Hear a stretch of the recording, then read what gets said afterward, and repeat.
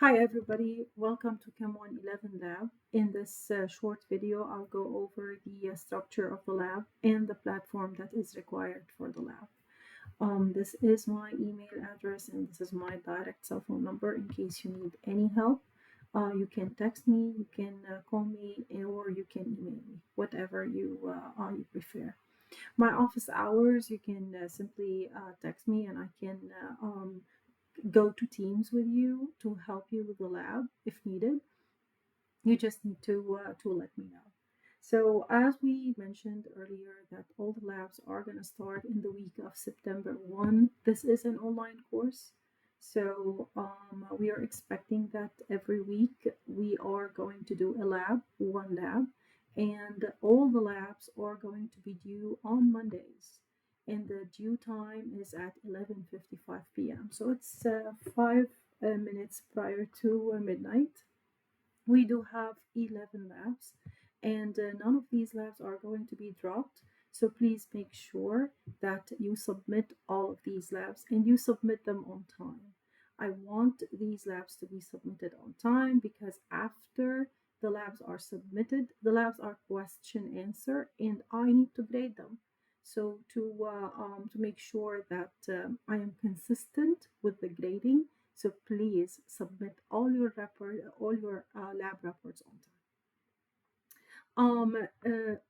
Here it says all lab reports are released earlier for your convenience. Well, actually, what I did on eCampus is I simply released all the labs. So these are the experiments in there, and you can see every experiment that has its due date. So please stick to those due dates in here, okay? And this is where you find the due date from eCampus. With respect to, let me go back to the syllabus. So the lab material, the platform that you need. The platform is Beyond Labs, and you can purchase the platform either through this website or you can buy it through the bookstore, whatever you prefer. If you want to go ahead and purchase it from this website, so all what you can do is just copy paste this website. Here you go. And it's going to simply open, let's do beyondlabs.com. So beyondlabs.com. So if you want to purchase it directly from the website, this is the package that you want. It's the chemistry package. You can purchase the all subject package, but honestly, you don't need that. You just need the chemistry package. You just hit purchase and you pay, and it's going to direct you pretty much straightforward. It's going to direct you the process of purchasing. This is one way to purchase the Beyond Labs. Another way to purchase the Beyond Labs is simply through the bookstore. So if you decide to purchase Beyond Labs through the bookstore, you're going to get a code. Okay. That code is different than, I'll talk about this code in a moment, but you're going to get a purchasing code for the Beyond Labs that you purchased. So what you need to do is access the experiment, any experiment you want. Let's say, for example, experiment number 1. So you go into the actual experiment. This is the, no, actually this one. This one is the actual experiment over here. You go into the experiment, and right now I am enrolled. So it's going to open up the experiment for me. But for you guys, you would need to put your code that you used for purchasing. And after you put the code, it's going to walk you through the steps, and then you can go ahead and access the experiment. Okay, so these are the two ways that you're going to use, either or, in order to purchase the Beyond Labs here. And this is the website. I have it over here. Now, because of these labs are interactive labs, there is a workbook in the lab that you need to save. I'll show you how, but before, there is one step that I want you to do. And that step, it's just you're gonna do it just one time, and you're not gonna keep doing it. Okay. So what you need to do, you're gonna go to Beyond Labs. So definitely once you purchase, you created a username and a password. So you're gonna go ahead and log in through the website. And again, this is only one time. You're not gonna do it again. It's just through the website. All I want you to do is simply enroll in the class. And the reason why I want you to enroll in the class, because when you're doing the experiment, there is a workbook that I want you to save, and that will enable me to go into your experiment, walk through your steps in there, and see what you did wrong, so that I would correct your steps if there is anything wrong in your data collection. Okay, so once you do this, let's allow this to load. Again, you're not going to access the experiments from here. This is just a one-time step that I want you to do. I want you to go into the groups. So there's an icon in here that's called groups. I want you to go into groups. You're not going to see all of that, but you're going to see your section in here. So you're going to see the Chem 111 lab, TO1 or TO4 section. So when you do this, all what you need to do is join a group. So you just hit on the this icon over here and do join a group. And it's going to ask you for the group code. From where you're going to get this group code, you go to eCampus, and that is your group code in here under this folder, under the Beyond Labs platform. This is the code. Again, this is not a code that you use to purchase. This is a code that you use to enroll in the class. Okay? After you enroll in the class, we're never ever going to use this website again. When you access your experiments, you're going to access them from here, from every single folder. This is how you're going to access. If you have any questions while you are purchasing the platform or while you are enrolling in the platform, please let me know. I've included a periodic table with names and without names. We will be using the periodic table once we go into, I believe, experiment number 4. Then you would need a periodic table. So this is where you access the periodic table. As we mentioned earlier, every single lab does have a due date and a due time, which is 11:55 p.m. every single Monday. So what does a typical experiment look like? Simply every experiment might have a video, might have an introduction video. Not all experiments have introduction videos, but some of them they do. If there is an introduction video for the experiment, please go ahead and watch it before you start the experiment. And then there is something called supporting information. Every single experiment will have a supporting information file. And that supporting information file, if your experiment has calculations, the supporting information walks you through how to do the calculations. And again, I'm always available, so you need to let me know if there's something that you don't understand. Let me go ahead and open the actual. Here you go. So let me give you an example for experiment 1. So for experiment 1, what you're going to see is an introduction video. Watch it. And that walks you through how to work the experiment in the actual platform. Read your supporting information, and the supporting information is nothing but a Word file. And that Word file, if there's any formula, it will give you the formula. If there are steps for the calculation, it walks you through the steps of the calculation. For the first experiment, it's pretty much straightforward. You have your mass, you have your volume, you divide them over each other, and you get the density. Okay, so read that. And then now your actual experiment here. When it's time to do your actual experiment, you just click on that experiment. When you click on that experiment, you're just going to go ahead and hit start. And a page like this will open. This is your experiment. So we're going to start with the purpose of the experiment in here, a little bit of background, and the background will include formulas if you are using any formula in here. And again, those formulas will be included in the supporting information as well. So if you don't see any background in other experiments, this means that there is a supporting information file that you would need to look at as well. All of these labs are relevant to the lecture, to the 111 lecture. So everything that we go over in the lab, we should have went over in the lecture as well. So in the lecture, we're going to introduce this formula in here, and we're going to have a lot of application problems on it. Then you have a pre-lab questions. If you notice, most of the questions in here are question answer type questions. So that will require me to grade them after you are done. Okay, so you have to be patient, because once you answer, so let's say for example you answer this, after every question you have a submit button that you would need to press so that you submit your answer. So once you submit your question in there, it will tell you that your answer is wrong. Well, yeah, because I need to grade it. It does not grade a free question answer.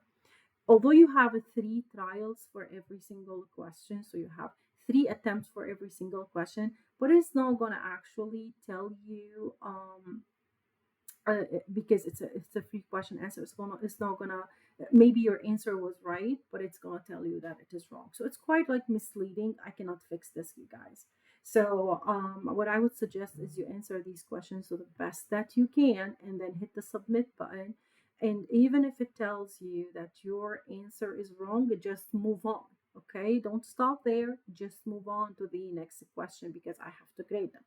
Now, when it comes to the grading, after you submit your lab, which is the following Monday, I will grade all of those, and I will post the grade on eCampus, your actual grade on eCampus. Now, if your grade is low, then I would personally email you and tell you, look, there is this, and this that you would need to fix.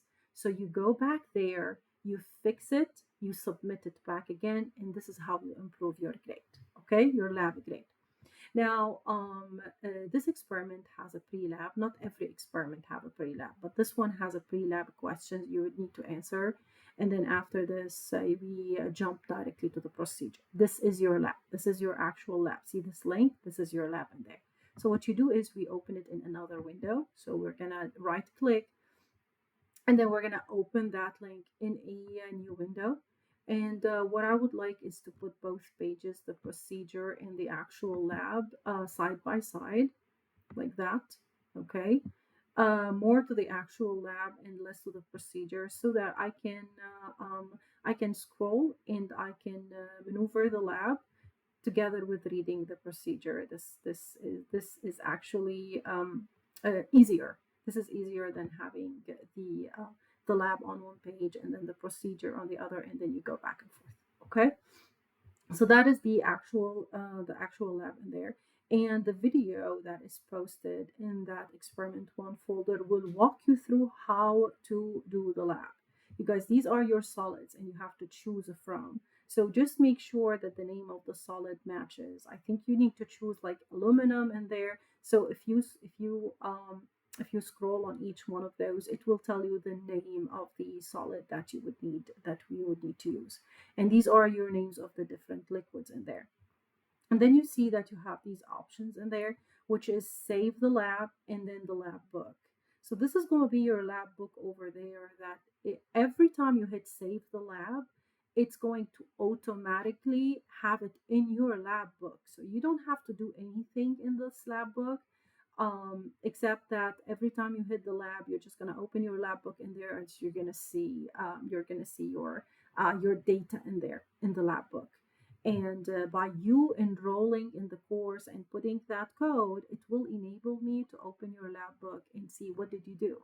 Okay, trace your steps in there in case your data was wrong. I want to know what did you do to have this wrong data. You can resume those labs, but and if you wish to resume the lab instead of doing it in one sitting, all what you need to do is just save the lab, close the lab, and then when you open it next time again, you can pick up from wherever you left off. Okay, this icon over here, you can clear the lab and start again if you mess up in there, and then you do have your stock room where the chemicals are. The live data is what's actually happening in the experiment when you are actually doing the experiment. And then it opens the procedure. Actually, you don't need this because this is the same as that. So you're going to fix on the live data, you're going to fix on the stock room in there. If there are any unknowns, it needs to tell you in the procedure, go to the unknowns and choose a certain unknown. Okay. Um, so that is regarding the first experiment. Okay, so what you're going to do is you're going to go ahead and answer those experiments. And I'm going to keep saying this over and over again. You type your number, let's say, for example, 5 grams in there. Your solid name, I'm sorry, let's say it's aluminum. If you mess up the spelling, it will count it wrong. So this is now it's my job to go in there and look at your answers and fix that, okay, for you. So I'm not going to penalize you on the spelling, but make sure that your spelling is right. You're gonna put your mass, you're gonna put your volume of the fluid. You're gonna read it from the actual experiment, and then you're going to submit your question in there. So once you submit, again, these are 3 question answers. Sometimes it's going to tell you, okay, your answers are right. Sometimes it's going to tell you your answers are wrong. You have 3 trials in there. Let's say if you did the second trial, the third trial, and you're still getting wrong answers, just move on because I need to grade them. It doesn't mean that your answers are wrong. It means that it needs an instructor to grade them. Okay? So please pay attention to that. If it marks a question wrong, your grade for that question will be 0 out whatever points that is. So I would need to go back in there when it's time to grade it. I would need to give you those points back. So that will result in the change in your grade after I grade those labs. So your grade before I grade them is going to be completely different than your grade after I grade those labs. So please be patient and don't freak out if you fail the lab once you submit it, because this is normal. I need to grade those labs. You can see that every question has its own submit. So make sure that you submit that question. And after you submit it, as I said, you have 3 trials, so you can submit 3 times. You can submit 3 times a day. And every question you need to submit. And then to submit the whole lab, you want to submit all the questions. So if you submit all the questions, you submit all the labs. So see that last submit in there. This is for question number 13. So if you hit on submit the question and all the other questions are submitted, then your lab is submitted. There is no additional submit button. Okay? Just be aware of this. If there is one question that you did not submit, it will show me when I open my gradebook that the experiment is in progress. This means that I cannot grade it. So please pay attention that every single question is submitted. Okay. That is regarding the experiment. We are doing 11 labs. We are not dropping any of these labs, so all the labs are required, and all the labs are going to be 100% of your grade. Labs 1 through 5, those are going to be used through the midterm grade. So, and you can check your grade through the grade center. So if let's say, for example, if you go the grade center is actually, yeah. So the grade center is here. This one is eCampus Ultra. So I'm getting used to it. Okay, so this is going to be your grade book in there. Right now, you did not submit anything, so there is nothing in there. So there is nothing in there. These are going to be your grades, so there will be nothing in there. Now, once you submit your first experiment, then you're going to see your first experiment in here. Okay. Now, every single experiment is those you're going to see as percentages. I'm going to change them to be percentages. So you're going to see that your percent over here, let's say, for example, it is 80%. So if it is 80% after I grade the lab, but before it might be like 20%. After I grade the lab, let's say if it's 80% in there, every lab is pretty much I think around 9.1% of your grade. So you are gonna see your overall grade in here. The overall grade will reflect whatever you submitted. all the labs are going to add to 100%, all the labs in there. So labs 1 through 5, you're going to see those grades in there. It's 9.1 times 5, so you're going to see the percentage over here, and that is going to be your midterm grade. Okay, guys. So pretty much that's it. You already have all the experiments in here. I would honestly suggest, this is an online class, right? So I would suggest that you work the topic out before you actually do the experiment. So because once it's an experiment number two, we in the class we are explaining the how to calculate the number of protons and neutrons and electrons. So make sure that in the lecture you've covered this topic before you come to the lab and do the actual lab. You can scroll a little bit in here, and that will give you an idea of the experiments and the due date as well. So the due date, you can find it on eCampus, and you can find it in here as well. Okay, guys. So again, this is everything that I want to say. If in case you have any questions, just let me